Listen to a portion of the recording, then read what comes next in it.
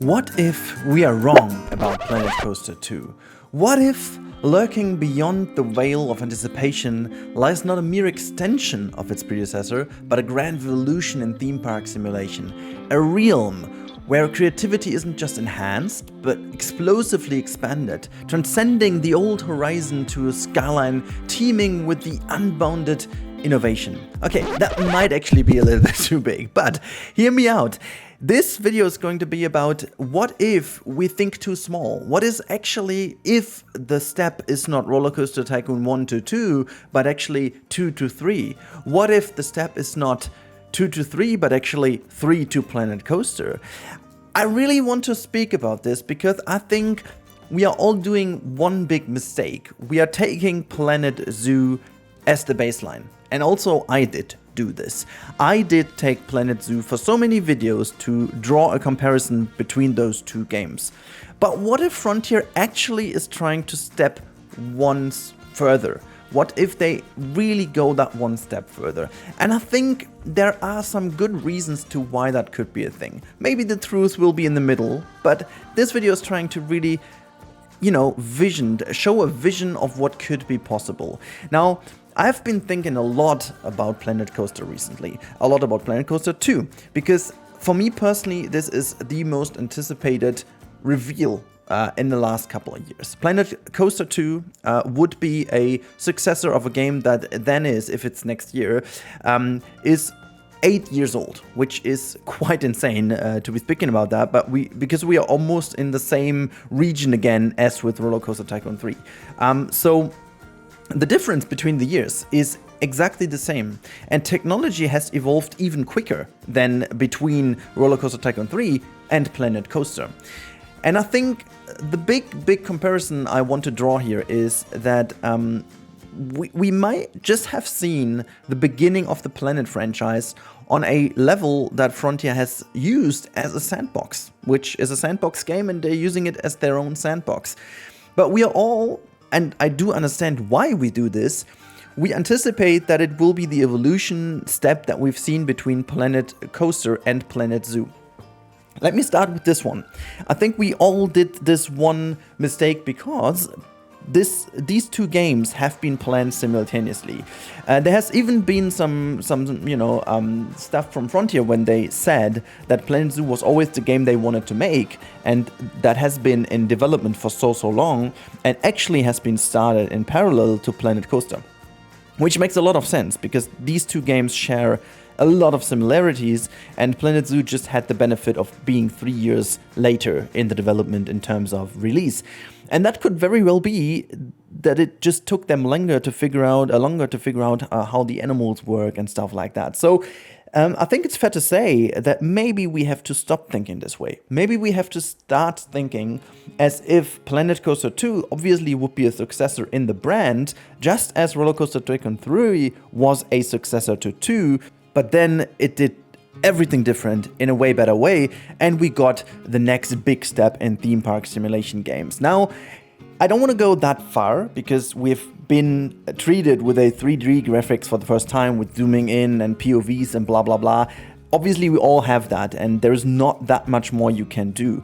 But what I'm really thinking is we could go a lot further into the core mechanics of a theme park, which, to be honest, Planet Coaster did not really succeed in, It was a great game for builders, and it was a great game for designing theme parks, but it was not a great game for running a theme park. So I do understand that Frontier has not shown maybe the biggest road record in simulation aspects in the latest games. I will say though that Planet Coaster, for example, had a lot of ingredients to become one. However, there is just a little bit of balancing issue, which I guess they can't figure out at this late stage in the game development. But there is hope for a new game. And I would say to first of all get this out of the way, the piece-by-piece building, the creativity, the individuality, and everything like that is going to be exactly the same, if not a huge step better. They just literally take that, what they already have, bring it into the new game, make it more stable, and you can just checkmark it. That would be a gigantic leap from Planet Coaster 1, to be honest. Because again, the same thinking mistake, we think that it is a evolution, but all the differences that have been brought to Planet Zoo over the time make it a revolution if you take Planet Coaster 1 as the foundation, as the piece that you're comparing it to. And we have to do that. We have to ignore Planet Zoo for a moment to understand how much of a step it will be in this game.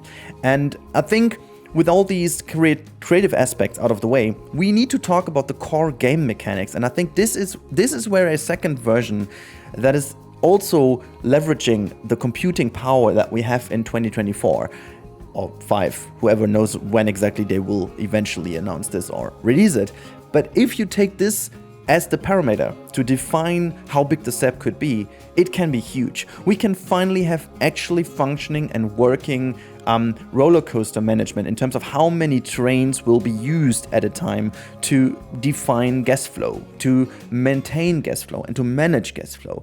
You can actually not always, we had this wonderful integration of a fast pass, in the first game.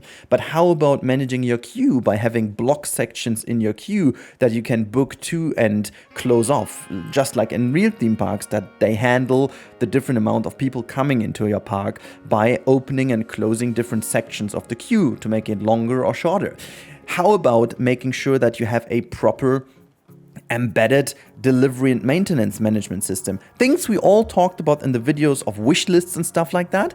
But I think these wish lists, they always suffer from one thing. They are not really based in anything particular. They are based on what we wish for, but they're not based in what is possible and what is logically possible. And this is what I want to do with this video. I want to define why I think this is logically possible rather than just a wish.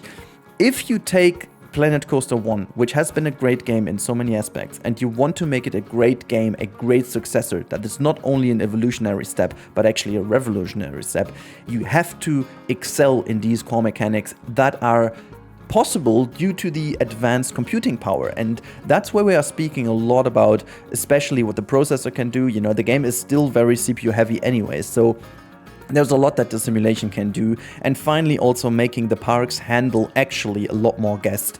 Remember what we did in Planet Coaster 1 with putting 15 to 16,000 people in. Now, I want to hint at one specific video, and if I find the footage, I'm going to integrate it over here. Planet Coaster 1 has had a huge deal about, guest AI and stuff like that. The problem was that I think it was a little bit before its time. It was a little bit ahead of its time.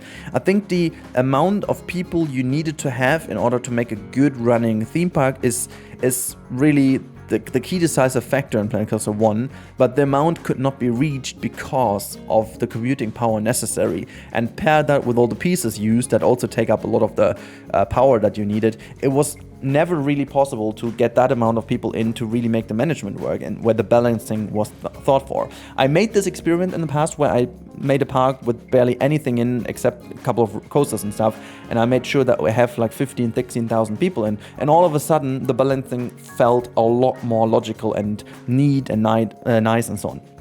So yes, I do properly think that this is the way to go, and we are seeing a lot of advancements in these areas. And then last but not least, we have to speak about the graphics. I think there's one single factor that is going to still keep the game look-wise and art style-wise in the Planet genre. And this is maybe the reason why we will not visually see the step of Roller Coaster Tycoon 2 to 3, but we will actually see the core mechanic and graphical step from 1 to 2 paired with potentially the glory of a 3, for example. Let me just quickly explain what I mean by that. So the one factor I was talking about is the guests. The Planko people will 99.9% remain because that is the core asset of the Planet games, and I still believe it is a hilariously great move that they made with these people. I love them for many, many reasons. I know that certain people do not like them for the sake of realism, and especially in Planet Zoo you can see some screenshots where everything is hyper realistic except the people you see in there. But there are good arguments for why.